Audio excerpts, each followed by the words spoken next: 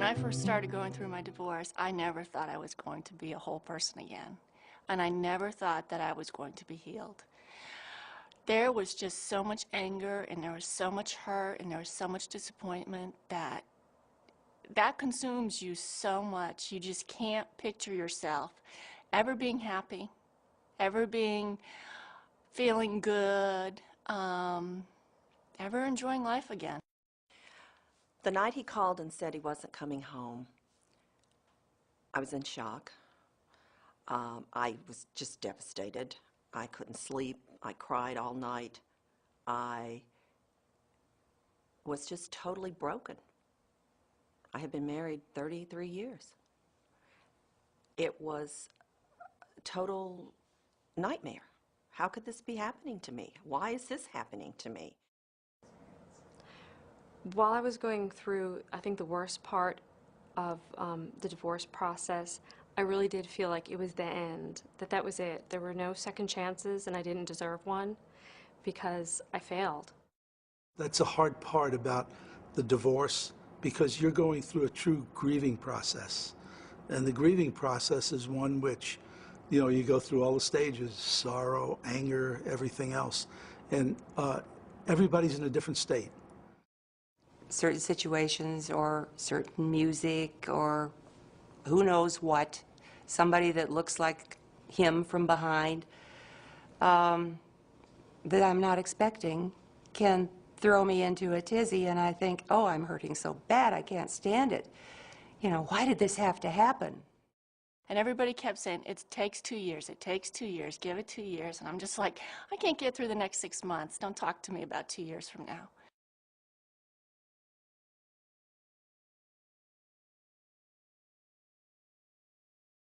I think that in looking back, getting healed, and I don't think I'm totally healed yet. I don't think I ever will be. There will be a spot in my heart that's always dark because of what happened. But I think in order to get there, you have to get past that anger and that hurt and that disappointment.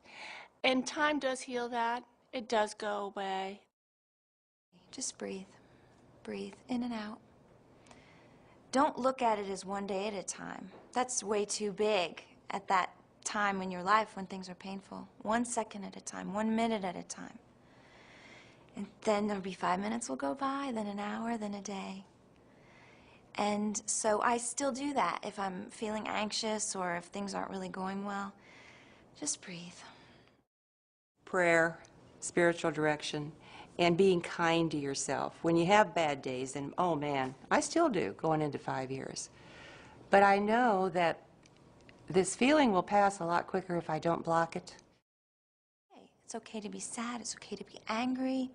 It's okay to feel just any feeling you have, it's all right. So it's important for you to just feel the feelings and allow yourself, be gentle to yourself, allow yourself to go through this, because it's going to be okay.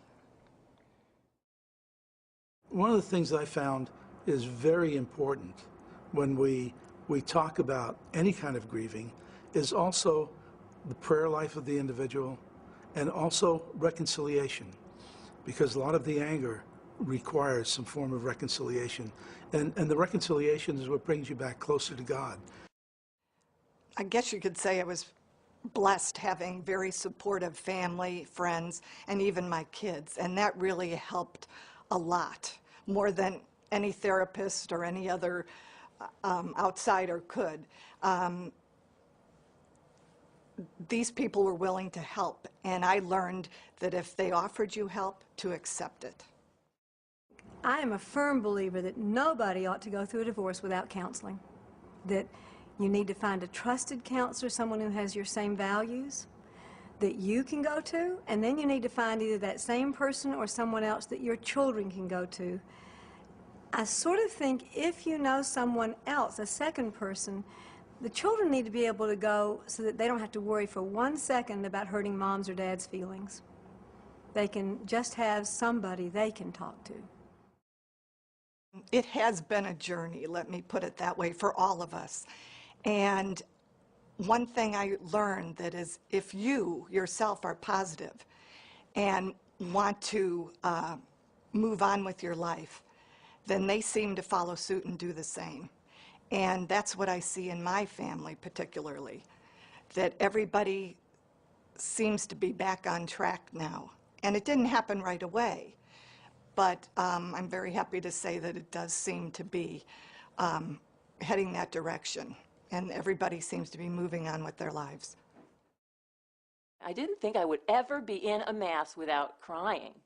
And I can tell you 6 years later, I sing in a fabulous choir with joy in every Mass now.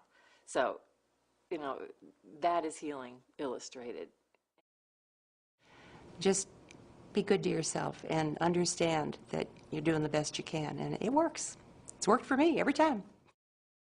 I'm at a place in my life that I thought I would never be. I see how God has worked in my life. I had concerns about issues about jobs and, you know, supporting myself and how I was going to manage. And God has just blessed me in so many ways. He's given me a wonderful job that I got through word of mouth through the church. A friend offered me told me about someone was looking for a job, and it's exactly what I want to do. I'm so happy. My son is still with me, and he's happy. He's in college. He's doing well. And I feel like I want to pass that message on, that don't ever give up hope.